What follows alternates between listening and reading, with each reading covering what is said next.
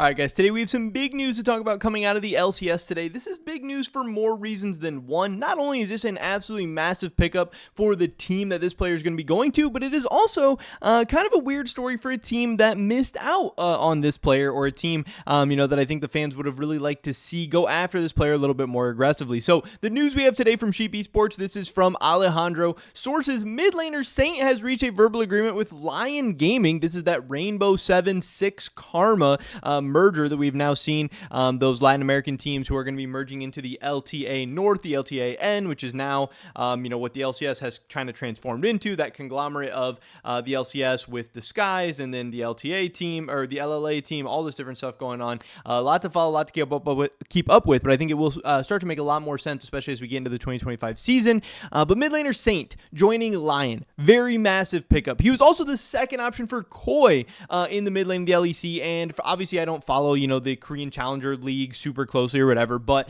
from what I'm hearing and kind of gauging from a lot of other people out there, this guy was like the second best mid laner, or the second best mid lane prospect in the Korean second division. So this is a very, very big pickup, and I think one that LCS or just kind of Lyon fans should be excited about. Obviously, NA fans are going to become a lot more kind of acquainted with Lyon and some of the LLA teams and organizations and fan base and all that stuff going forward into the year. So yes, while Lyon isn't like an LCS brand or team or whatever, they are going to be part of the LTA North. It's all going to be fused together. They're going to be competing under that NA banner now, or this huge, kind of combined banner or whatever. But this is a very, very big deal. This is a big pickup, and now this is suddenly becoming a very exciting roster, and one that might be able to make a splash in 2025 all of a sudden. So Saint has reached a verbal agreement with Lyon Gaming in the LTA North. Lyon, founded from the merger of Movistar 7, R7, and 6 Karma, set to sign Saint from DK Challengers. So again, he's coming over from Damwon Kia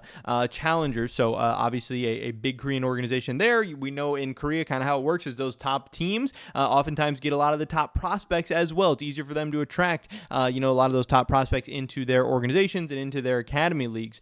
So Saint has reached a verbal agreement to play for Lyon Gaming in the LTA North, according to Sheep Esports sources. The 19-year-old Korean talent played in the LCK-CL and Academy Series under D+ Kia's banner since the 2022 season, but this year was his first time in their starting CL mid laner all year. Saint drew global attention in the offseason for his performance this year in the LCK-CL, and his Tier 1 debut this year began to seem inevitable. Several teams in the LTA North and LEC considered Saint for their rosters. However, per the global contract database, Saint's contract with DK Challengers expires in 2025. So this means that interested teams needed to reach a transfer agreement with DK to secure him for the roster. Obviously, there is some implications, or we can infer that there is some buyout needing to take place, or some money needing to transfer hands. And we do know that a lot of budgets are decreasing in the West. Teams are not spending as much money in the LEC or the LCS this season. So needing to do some buyouts could put some handcuffs on some certain teams, especially depending on how much money we are talking about, and depending on what org we're talking about. So that kind of segues us into, I think, the fan base that is going to be the most upset by this news of Lyon Gaming coming out and getting Saint for their team. Cloud9, before they signed Loki, for example, the team was interested in signing Saint, and I think that's a big deal because a lot of Cloud9 fans had Saint as one of their kind of most highly sought-after players this offseason. Once it was rumored or leaked that Jojo Pyun and Cloud9 were having their issues, and Cloud9 was going to be moving on from Jojo Pyun, we know that Cloud9 has a lot of ties to the Korean region. They really often like to go out and get a lot of Korean players. They have relationships and stuff built up. They have a good reputation overall, I think, for the most part. Especially, it seems like Berserker has had a good time and a good experience being in Cloud9. Cloud9's definitely had some other Korean players throughout the history as well. A lot of people thought, hey, Saint is a guy we could definitely go after and get. But after Cloud9 decided to go with Loki, people were like, oh, maybe Saint isn't available. Maybe his buyout is ridiculous. Maybe they just want to keep Saint. I don't know.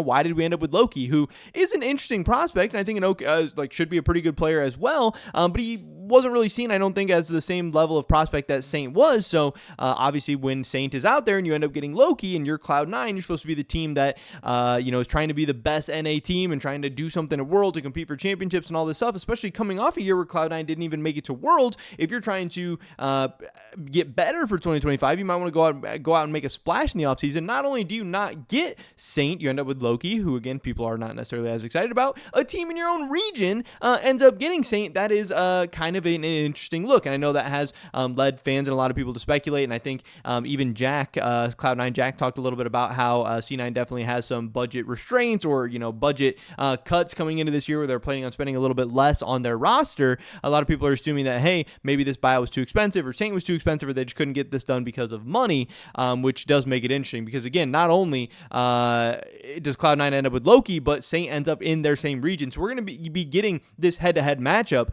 between Saint and Loki. And obviously if Saint and Lyon, kind of stomp all over Loki and Cloud9, this is going to be something that fans, I'm sure, are going to bring up once again. So again, Cloud9 fans definitely wanted Saint once they didn't get him. I think a lot of people assumed that he wasn't available, but now to see him come over to the LCS is very, very funny and a little bit surprising to a lot of people, I'm sure. But this Cloud9 was not the only team that was linked to Saint this offseason. The team was interested in signing Saint. Cloud9, Koi, and the LEC were also interested. If the Spanish organization failed to secure Jojo Pune for the LEC roster, they had an offer for Saint ready instead. As reported by Shibi Sports, though, Koi secured Jojo Pune earlier this month. So Lyon Gaming competing as the LTAN's LLA team next year is the combined venture of Movistar R7 and 6 Karma. Even before their team was officially announced, the team was negotiating with players to create a roster that would maximize their competitive chances next year. And they are definitely forming a very, very interesting roster so far. They got Licorice up in the top lane. They have Adi, Saint, and then Lions, Lions, which is super funny as well. And I know I've seen some people pointing that out. But there is no AD carry listed on here. But since then, Lion has actually completed their roster for the 2025 season. So we have another report for you guys as well. And that is going to be the fact that Hena has reached a verbal agreement with Lyon Gaming as well. Hena is set to leave the LCK and join the LTAN in its inaugural year. Hena is set to compete, I guess, the roster of Lyon Gaming, the LATAM representative to the LTA North for the team's debut season in the new league. Lyon Gaming is a joint project between R7 and 6 Karma. I've said that like 10 times in this video. Two LTAM organizations working together to give the LLA representative the best chance possible in this new league. LYN also considered Han Sam D, who we have seen is going to be back in the ERLs this year, a Korean AD carry who previously competed in the LLA and most recently played for BK Rogue in the LFL, and CO, R7's AD carry since 2021 for the position. So if you guys don't know, Hena has spent the past 4 seasons playing in the LCK, first with OK Brian, and then with BNK Fear X, but has placed in the bottom half of the prestigious league every single split. In that time, you only qualified for playoffs twice. Still, the LCK is an extremely strong league, so obviously just having a Korean AD carry that's actually not just a Korean prospect or anything like that, but a proven Korean player.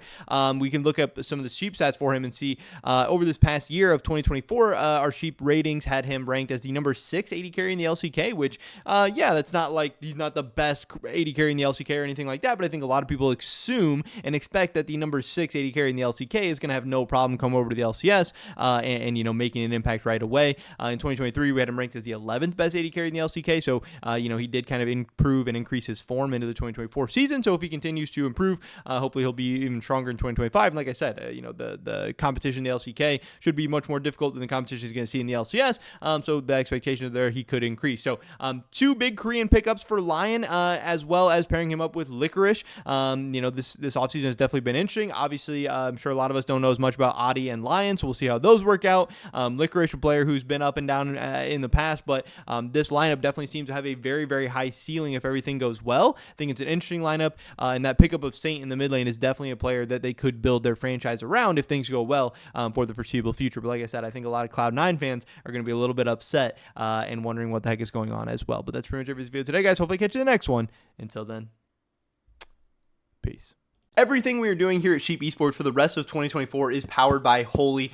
This is an awesome company that makes great tasting energy drinks that also just so happen to be healthier than the competition as well. They sent me this starter set deluxe, which comes with a Holy shaker and then 14 individual servings of Holy Energy, Holy Hydration, and Holy Iced Tea. So you get a ton of awesome stuff for a great price. And if you want to get even better price, check out the first link in the description below. Use discount code SE5 to get €5 off your first order, or SE10 to get 10% off your entire basket. If you guys want to help continue to allow us to provide the amazing coverage of both Worlds and the offseason that you guys know and love, definitely check out Holy, buy some stuff. It would mean the world to us. Thanks.